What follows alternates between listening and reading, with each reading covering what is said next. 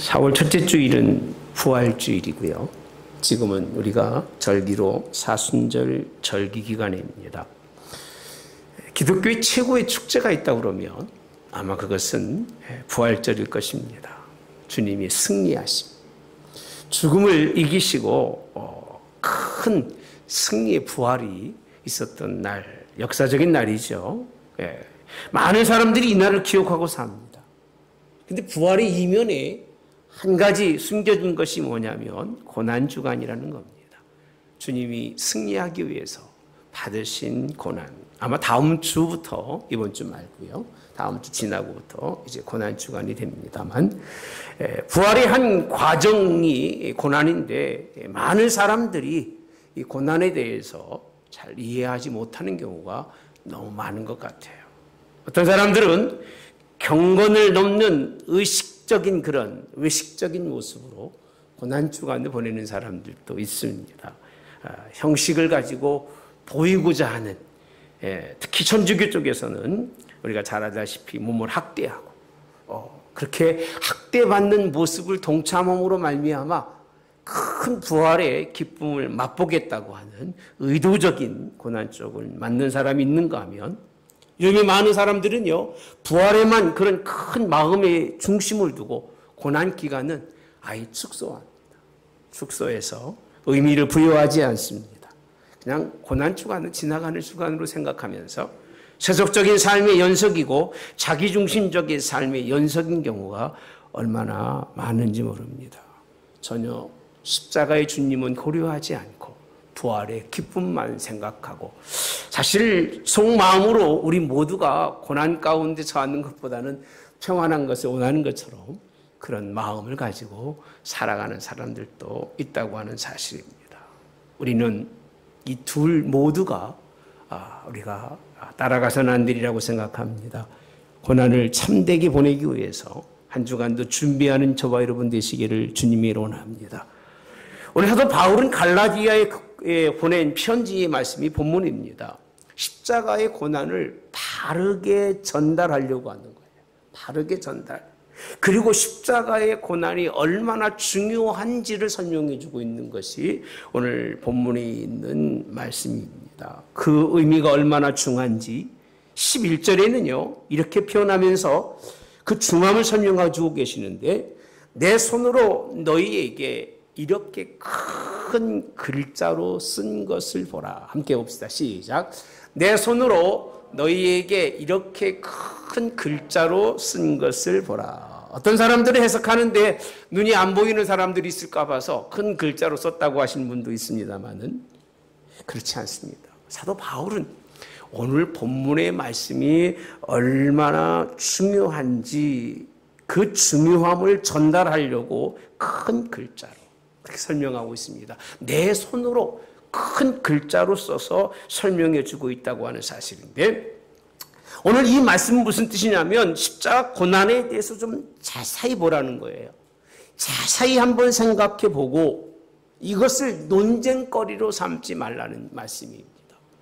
아마 여러분들이 깜짝 놀랄 겁니다. 아니, 왜 고난주간이 논쟁거리가 될 수 있나라고 하는 생각을 하는 사람들이 있을 텐데, 오늘 본문에서 보시면요, 이 고난이 논쟁거리입니다. 논쟁거리가 되고, 오늘 고난이 사도 바울이 이 부분에 대해서 아주 중요하게 갈라디아 교회에 말씀해 주고 있는 부분이 오늘 본문에 있는 말씀입니다. 오직 미래라고 하는 것과 오직 소망이라고 하는 것과, 그래서 거기에 초점을 맞추다 보니까 부활의 소망밖에 생각하지 않는 그들에게 부활의 소망을 맛보기 위해서는 고난이라고 하는 것이 얼마나 중요한지를 깨우쳐주고 있는 말씀이 오늘 본문에 있는 말씀입니다. 이 말씀을 통해서 고난의 시간의 중요함과, 여러분 또 고난의 시간이 우리 삶 속에 믿음이 얼마나 큰 역할을 하는지 그 말씀을 함께 여러분들과 나눠보시고, 또 하나는 이 가운데는 고난의 길을 잃어버리도록 유대인들이, 그리고 악한 원수 마귀가 교묘한 그런 계략을 꾸미고 있다는 것도 말씀을 통해서 우리가 함께 볼 수 있습니다. 고난의 십자가는, 따라서 합시다, 모양을 내는 것이 아니다. 12절에 있는 말씀입니다.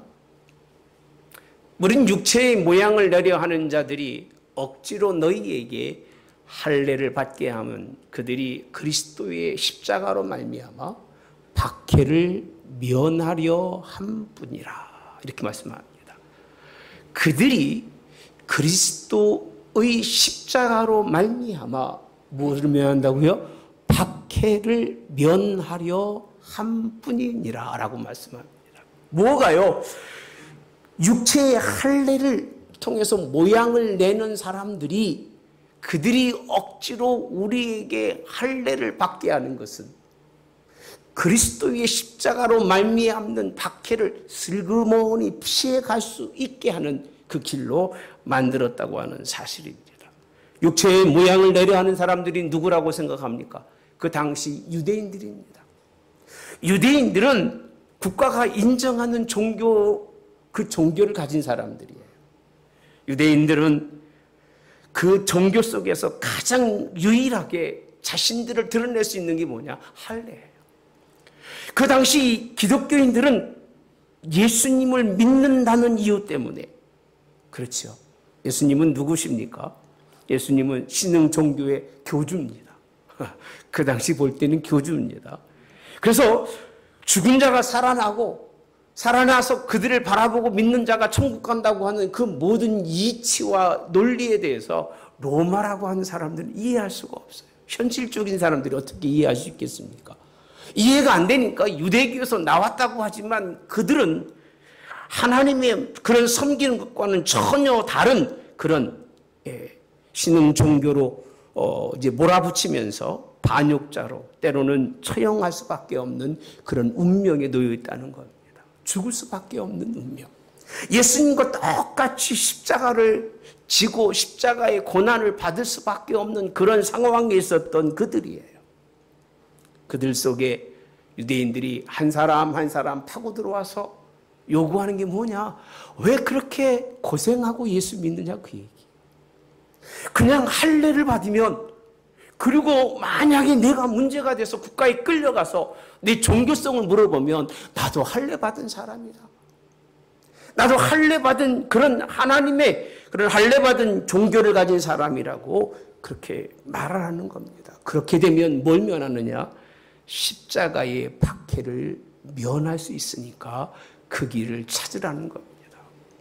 저는 오늘 말씀을 준비하면서 고난이 모양으로 드러내면서 십자가를 교묘히 피해가는 그런 고난의 길이 되지 않기를 주님의 이름으로 원합니다.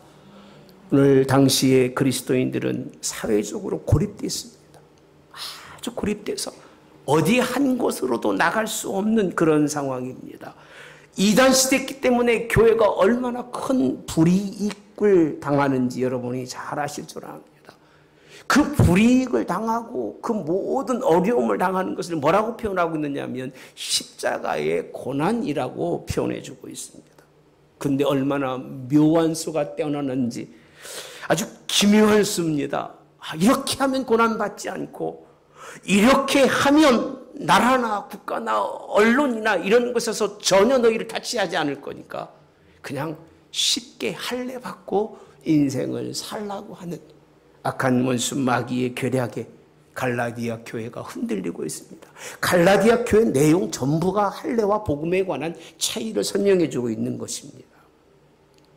묘수를 찾은 것처럼 오늘 열린 길인 것처럼 육체의 모양을 내려 하는 자들이 그들에게 갈라디아 교인들에게 억지로 할례를 받게 하였다고 하는 것은 무엇을 면하고 있느냐? 그냥 박해와 핍박만 피해가라는 겁니다. 오늘날도 마찬가지입니다. 하나님의 뜻을 상관하지 아니하고 어떻게 하든지 요감 먹고 살려고 하는 사람들이 얼마나 많은지 몰라요. 여러분 마태복음에 보면 복 있는 사람의 마지막은 의를 위하여 핍박받고 욕먹는 자리까지 가야 됩니다. 할렐루야. 저는 일하는 사람들에게 하는 이야기가 뭔 줄 아십니까? 칭찬받으려고 일하지 마시고 마지막에 욕 먹을 각오를 하고 일하라고 말합니다. 욕까지 먹어야 그것이 온전한 그리스도인들의 모습인데 어떻게 하든 욕 먹지 않고 어떻게 하든 편안하게 그저 살아가는 것이 자신의 하나님의 고난도 면한다고 생각하는 것이 오늘날의 모습이 아닌가 이렇게 생각해 봅니다. 그렇게 면해서 부흥을 이루고 그렇게 피해가서 우리 좀 잘 살아보자고 하는 것이 갈라디아 교회에 들어왔던 이단이라고 할 수밖에 없는 그런 유대인들입니다. 13절에 보니까 이렇게 말합니다.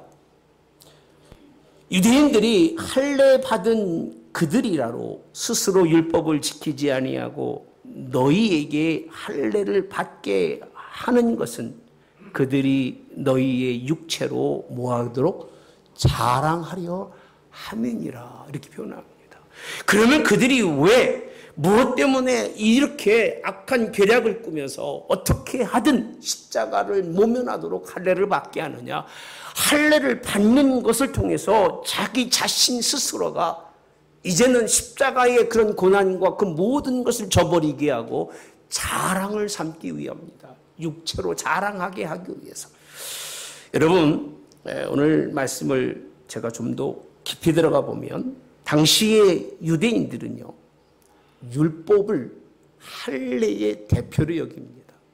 그리고 그들이 할례 받았다고 하는 것은 뭐냐면 옛적부터 나는 율법으로 잘 훈련된 사람이라고 자기 자랑하는 거예요.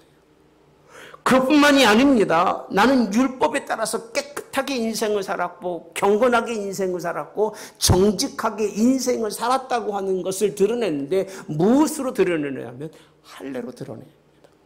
기억나실지 모르겠습니다. 사도 바울이 자기를 피하라 때 나는 8일 만에 할례 받은 백성인 걸 말합니다. 그게 가장 먼저 자기를 드러냈을 때 썼던 육체의 자랑 가운데 가장 중요하게 썼던 법입니다. 경건한 사람들, 뼈대 있는 믿음의 신앙의 가문에 자랐다고 하는 사람들, 그런 사람들일수록 고난을 피해가고 도망가는 거예요. 너무 신기해요, 저는요. 예수님을 처음부터 믿고 예수님 앞에 굴복되고 예수님 앞에 자기의 삶의 모든 것을 내려놓았던 사람들은 고난도 감사하고 가는데 그 뜻을 이어서 2대가 되고 3대가 되면 될수록 신앙의 연도는 자랑할 줄 알고 자기의 신앙의 모습은 남에게 드러낼 줄 알지만 그 속사람은 고난도 싫고 피해가고 어떻게 하든 욕안 먹고 편히 인생을 살려고 하는 그런 모습들이 많다는 겁니다. 이게 누가 주는 건 줄 아십니까?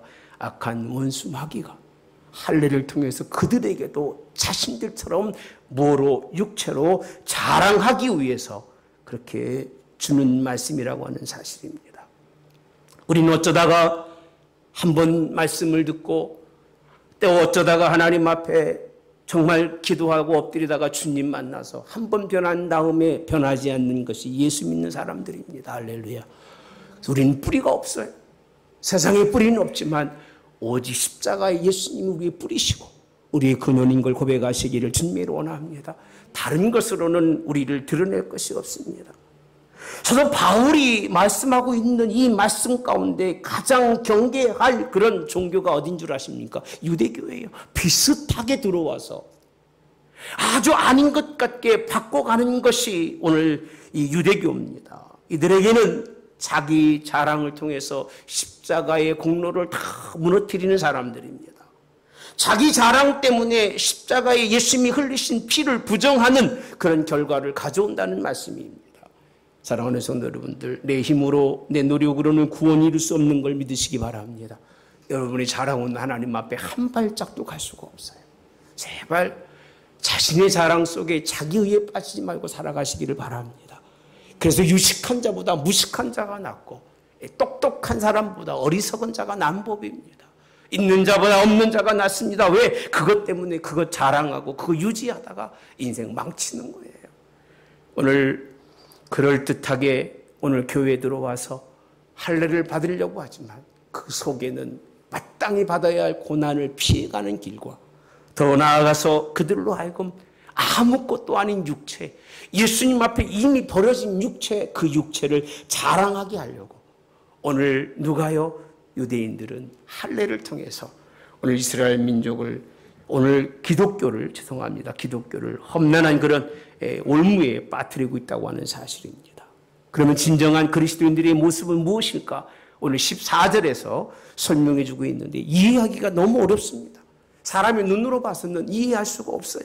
14절 우리 함께 말씀을 보도록 하겠습니다. 시작. 그러나 내게는 우리 주 예수 그리스도의 십자가 외에 결코 자랑할 것이 없으니, 잠깐만 끊겠습니다. 십자가 고난은 그리스도인들에게 유일한 자랑거리예요. 여러분에게 그 어떤 자신의 드러남과 나타남도 하나님 원치 않으세요. 그냥 일평생 살아가면서 나의 부족함 드러내고 십자가의 주 되신 예수님만 나타나면 그 사람은 최고의 승리자고 최고로 잘 산 사람들입니다.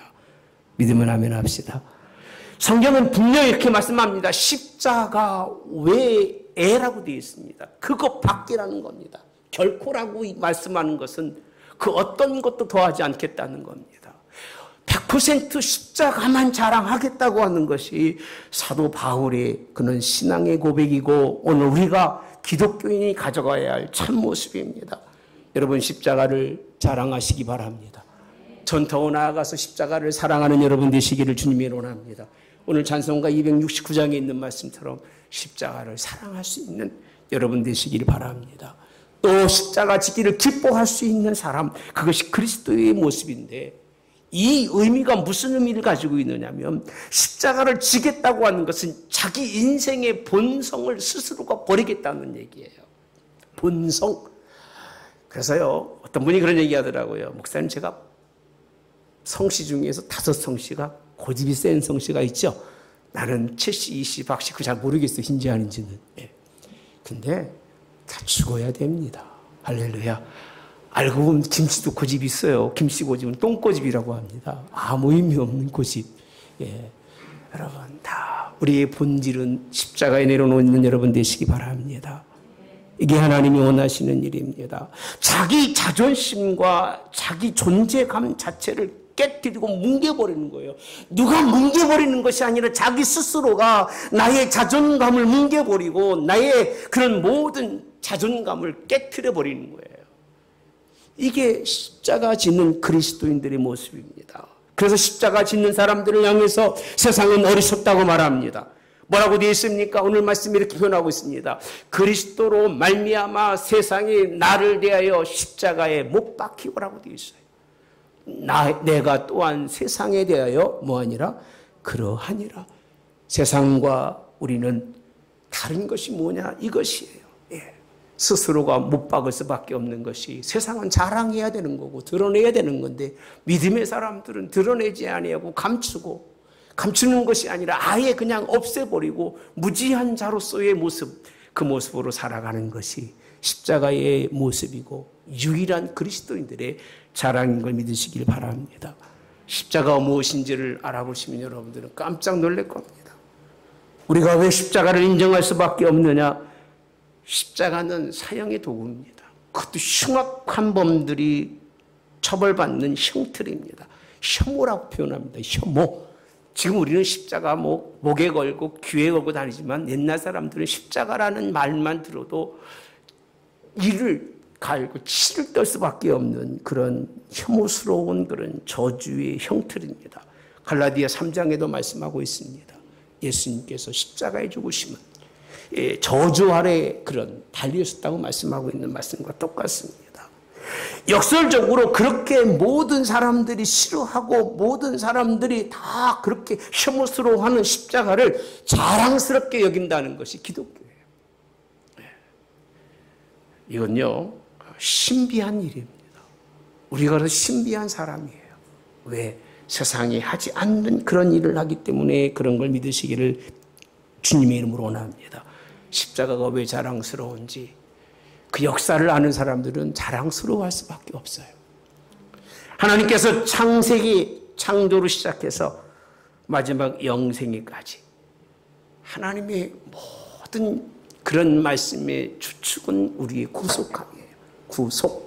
죄 아래 있고 또 죄인으로 죽을 수밖에 없어서 영원한 형벌에 빠질 수밖에 없는 저와 여러분들을 하나님은 구속하시는데 누굴 통해서?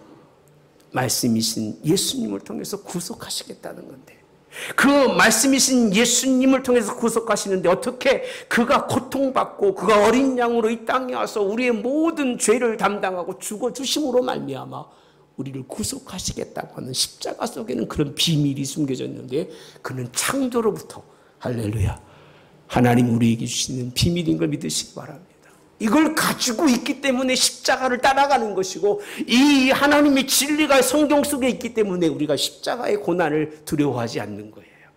왜? 그걸 통해서 우리가 마지막 어디 자리까지? 영생의 자리에까지 이룰 수 있기 때문에 십자가는 우리의 주시는 하나님의 사조의 은총인 걸 믿으시기를 주님의 원합니다. 십자가는 우리에게 주시는 그런 생명의 구원을 이룰 수 있게 하시는 열쇠와 같아요. 그걸 갖지 않고는 하나님 앞에 갈 수 없는 걸 믿으시기를, 최고의 선물인 걸 믿으시기를 주님의 이름 원합니다. 십자가를 기피하지 마시고 유일하게 우리의 자랑이 십자가만 되어지기를 주님의 이름으로 원합니다. 십자가를 인정하십시오.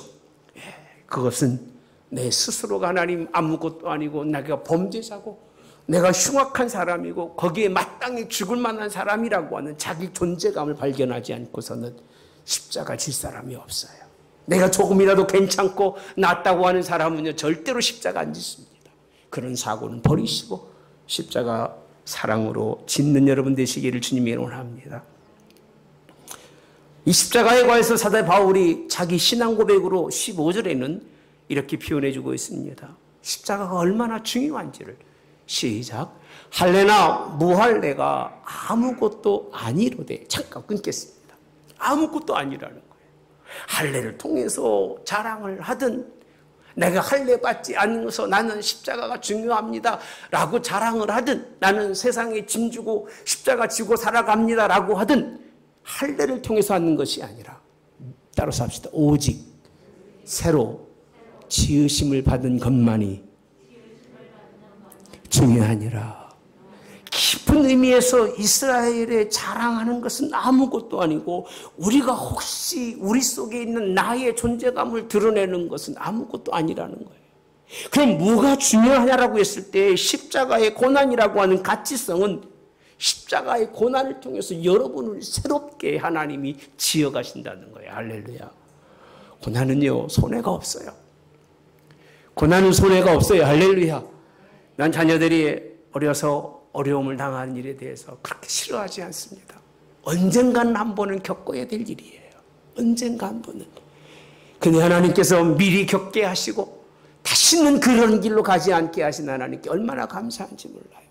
나이 늦게 먹어가지고 뒤늦은 나이에 세상 경험해보건너라고 바깥에 나가서 세상 뭐 배우고 뭐하고 그런 사람들 보면 그런 사람처럼 불쌍한 사람이 없어요. 어려서부터 나이 먹기까지 죽으라고 주님만 바라보고 살다가 어느 한 순간에 잘못했던 것을 꽂혀서 새롭게 인생을 살아보겠노라고 주님 버리고 가는 사람 보면서 혀를 차는 게 아니라 차라리 상종조차 하기 싫을 만큼 그렇게 내 마음속에는 거부감이 찾아옵니다. 고난은 새로운 사람으로 하나님이 지으시기에 가장 중요한 사건인 걸 믿으시길 바랍니다. 피하지 않고 그 하나님의 고난을 받아들일 수 있는 사람은 새로 지으심을 받는 하나님의 사람, 새 사람이 될 수 있다고 성경은 말씀해 주고 있습니다. 여러분, 새 사람 되시기를 바랍니다. 고난의 과정을 통해서 새로운 하나님의 사람 되어지기를 주님의 이름으로 원합니다. 고린도후서 5장 17절에 그러니 누구든지 그리스도 안에 있으면 새로운 피조물이라 이전 것은 지나갔으니 보라 새 것이 되었도다. 할렐루야. 고난 가운데 고난을 통해서만이 하나님은 우리를 누구로 만드신다고요? 새로운 피조물로 만들어가요. 여러분이 새로 지음받는 사람이 되기 위해서 고난이 필요한 것이고, 새로운 하나님의 백성이 되기 위해서 우리는 고난을 감사하고 십자가의 고난에 대해서 기뻐하고 즐거워하는 걸 믿으시기를 바랍니다. 이 과정을 통하지 않고서는 새 사람이 될 수 있는 길이 없어요. 그래서 오직이라고는 말씀 썼잖아요. 오직 그렇게 새로 지으심을 받는 것만이 중요하니라. 할렐루야. 새로 지음 받을 수 있는 그것은 십자가의 도가 우리를 하나님 은혜 가운데서 새로 지어가는 걸 믿으시기를 주님의 이름으로 원합니다. 사도 바울은요 16절에 가보시니까 무릇 이 규례를 행하는 자에게와 라고 되어 있더라고요. 이것을 뭐라고 설명하느냐면 규례라고 되어 있습니다. 규례. 할례가 율법인 것 같지만 할례는 규례 중에 하나입니다. 할례는요. 여러분, 오늘 사도 바울은요, 할례와 같은 그런 어떠한 규례를 우리에게 새롭게 설명해 주고 있는데, 십자가의 길을 통해서 새로 지으심을 받는 것이 얼마나 중요하냐면 이것이 기독교가 지켜야 할 하나의 규례라고 오늘 사도 바울이 규정하고 있습니다. 그래서 이 규례를 행하는 자에게와라고 설명하고 있습니다. 여러분, 세례받고 성령 충만 받는 것도 중요합니다. 성령이 새롭게 하심이, 그래서 고난을 찾지 않으면 우리가 받은 세례도 돌아봐야 되고 우리가 충만한 성령도 돌아봐야 될 거예요. 왜? 반드시 성령의 충만함과 세례를 통해서 새로 거듭난 사람은 십자가를 두려워하지 않아요. 십자가를 거부하지 않습니다. 자랑하고 십자가의 길이라면 어디든지 가고 무엇이든지 쫓을 수 있기 때문에, 할렐루야. 그에게는 하나님의 이스라엘에게 평강과 국률이 있다고 성경은 말합니다. 여러분, 평강과 국률이 하나님의 은혜 속에서 그들에게 주시는 축복이라고 이 말씀해 주고 있습니다. 여러분이 평강과 국률함을 얻기 위해서는 십자가를 통해서 새롭게 지음받는 하나님의 백성이 되어야만 이런 놀라운 역사가 일어나는 걸 믿으시기를 주님의 이름으로 원합니다. 사도 바울은 여러분들에게만 권고해 주는 것이 아닙니다.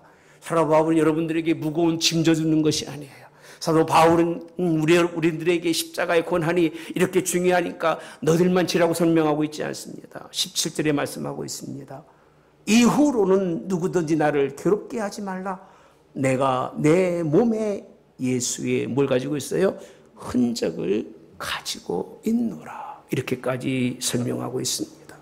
고난을 통해서 내가 예수님의 흔적을 가지고 있으니까 나를 괴롭게 하지 말아라.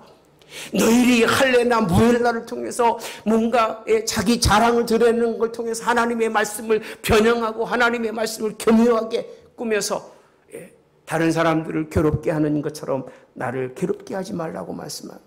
내 몸에 예수님의 흔적이 무슨 뜻일까요? 나는 예수님이 받은 고난의 모습을 자신에게 있다고 성경은 말씀해 주고 있습니다. 적어도 여러분의 삶 속에서 예수님의 흔적은 있어야 됩니다. 주여, 내가 예수님의 이러한 흔적을 가지고 있습니다라고 하는 십자가의 흔적이, 징표가 있는 그런 여러분 되시기를 주님의 원합니다. 여기서 말하는 흔적은 무엇인 줄 아십니까? 사도 바울은 늘 자기 자신을 누구라고? 그리스도의 종된 나 바울이라고 말합니다. 종입니다. 종. 자기 존재감 없습니다. 자기의 자존감도 다 내려버리는 종. 종은요, 어디 갈 데가 없어요. 그렇게 사시길 바랍니다. 예수님의 흔적을 가진 사람이 어디를 가겠습니까? 종이 세상을 나간다고, 세상에 도망간다고 갈 수가 있습니까? 뭐 그런 사람도 있긴 하죠. 성경에 보면 있는데 대부분의 종들은요, 어디 갈 곳이 없어요. 주인의 수하에 일평생 살다가 죽을 수밖에 없는 것이 종입니다. 인권이 완전히 박탈당한 자예요. 요즘 인권이 얼마나 중요합니까? 그죠? 목사가 설교 잘못하면 큰일 납니다. 뭘 건드리면 안 돼요? 인권 건드리면 안 돼요. 예, 이 정도 됐으니까 이 참 심각한 문제죠. 자기 존재감이 사라진 모습입니다. 주인에게 완전히 소유된 자신의 모습이에요. 영원토록 복종만 있는 내 모습이에요. 그게 사도 바울의 모습이에요. 오늘 자기가 예수님의 흔적을, 내 몸에 예수님의 흔적을 가지고 있다고 하는 말은 무엇이냐면, 나는 내 스스로 무엇도 할 수 없고 나는 내 스스로 아무것도 할 수 없는 오직 예수님에게만 소유된 백성이라고 하는 고백이에요. 나를 괴롭게 하지 말아라. 세상 것 가지고 땅의 것 가지고 나를 괴롭게 하지 말아라. 나는 예수님의 흔적을 가지고 있다고. 나는 예수님의 소유된 백성이라고. 나는 변할 수 없는 주님의 종이라고. 나는 병사라고. 나는 그의 일꾼이라고. 그렇게 스스로가 고백하고 있는 모습을 볼 수 있습니다. 이런 신앙의 고백이 있기를 주님의 이름으로 원합니다. 우리 아무것도 없습니다. 오직 내게는 누구만 있어요? 예수님만, 십자가만 있기를 주님의 이름으로 원합니다. 예수님의 흔적을 가진 십자가를 자랑하는 여러분의 삶이 되시길 바랍니다. 이젠 우리는 우리를 스스로 십자가에 못 박아야 됩니다. 그 정도로 신앙을 해야 됩니다. 안 박히려고 그렇게 하지 마시고 좀 어떻게 하든 좀 주여 나를 주께서 쓰시고자 나를 박으시면 박히겠나이다는 그 정도의 믿음에 여러분 되시길 바랍니다. 악한 원수 마귀는 어떻게 하든지 간에 여러분들을 십자가에 굴복당하지 않게 하려고 계략과 준비된 그런 계획 속에 있습니다만 우리는 아무런 준비가 없어요. 그러다 보니까 넘어지고 쓰러질 수밖에 없는 거예요. 마가복음 8장 34절에서 보면 무리가 제자들을 불러 이르시되 누구든지 나를 따라오거든 자기를 부인하고 자기 십자가를 지고 나를 따를 것이니라. 누구든지 자기 목숨을 구원하자고자 하면 잃을 것이요 누구든지 나와 복음을 위하여 자기 목숨을 잃으면 구원하리라. 아멘. 사도 바울이 이 본문의 말씀을 우리에게 설명하고 있는 것은 예수님께서 스스로가 십자가 지기 전부터 늘 하시던 말씀이 뭐냐? 하나님의 백성은 예수님을 따르는 사람은 뭘 짓는 자가 되라? 십자가를 지고 따라와라. 그 당시에도 십자가가 예수님이 십자가 지고 난 다음에 저주의 상징이 아니라 이미 예수님 때부터 십자가는 저주의 상징이었어요. 시기적으로 보면. 그럼에도 불구하고 예수님이 십자가를 말씀하고 있다고 하는 사실은 뭐냐? 반드시 예수님은 십자가를 질 것이고 너희도 또한 역시 마찬가지로 너를 부인하고 뭘 들어? 자기 십자가를 지고 누굴 따르라? 나를 따를 것이라고 하신 말씀이기 때문에 오늘 우리에게 사도 바울은 이렇게 하나님의 복음을 선고해 주고 있습니다. 오늘날과 같이 마귀가 우리에게 찾아와서 십자가의 그런 고난을 육체적 모형으로 접근하려고 하는 게 없이 얼마나 많은지 다 고난이 싫어요. 힘든 것도 싫고 어려운 것도 싫고 아픈 것도 싫고 그죠? 그냥 어떻게 하든지 죽을 때까지 안 아프고 하나님이 부르실 때까지 어렵지 않고 인생을 살고 그렇게 살다 가기 원하고 다 그러고 살아가는 것 같은데 그게 진짜 신앙이 있는지 한번 생각해 보십시오. 세월이 흘러가면 오래 했으면 아파야 돼요. 구석구석. 대답 안 하시네. 네, 당연히 아픈 거예요. 인생이 살아가다 보면 늦지막한 때는 힘든 법이에요. 수입도 작아지고 부족해지니까 어려운 법이에요. 아멘. 그거를 어렵다고 생각하고 인생을 나는 과거에 그저 풍성한 일만 바라보면서 내게 왜 이런 일이 찾아옵니까? 라고 생각한다는 것은 십자가의 고난 자체가 무엇인지 모르는 거예요. 그러고도 고난주간에 금식합니다. 그러고도 고난주간에 뭐합니다. 다 자기를 누구에게 드러내는 거예요. 금식하든 말든 여러분 조용히 하세요. 혼자. 아멘. 금식할 때는 그저 그냥 아무것도 안 하는 것처럼 하세요. 고난의 때에 우리의 모습이 어떤 모습이 되어야 되는지 모형을 자랑하지 마시고 드러내지 마시고 오히려 더 여러분을 십자가에 죽이는 여러분 되시기 바랍니다. 나의 존재감 아무것도 아닙니다라고 내려놓으시고 아멘. 내가 알고 있는 것도 포기하시고 다 버리십시오. 오직 하나님의 말씀에 기록된 말씀만 바라보고 나갈 수 있기를 주님의 이름으로 원합니다. 예수님의 흔적을 가지고 가야 됩니다. 이게 고난이에요. 다음 주일에는요. 고난 주간이니까 좀 세부적으로 이제 로마서에 있는 말씀을 통해서 어떤 일들과 어떤 결과가 우리가 마땅히 맞이해야 고난 주일의 모습인지에 대해서 말씀을 전해드리고 4월 첫 주가 부활절입니다. 그때는 정말 예수님과 함께 그런 영광과 큰 기쁨을 맛볼 수 있는 부활절 되시기를 주님의 이름으로 원합니다.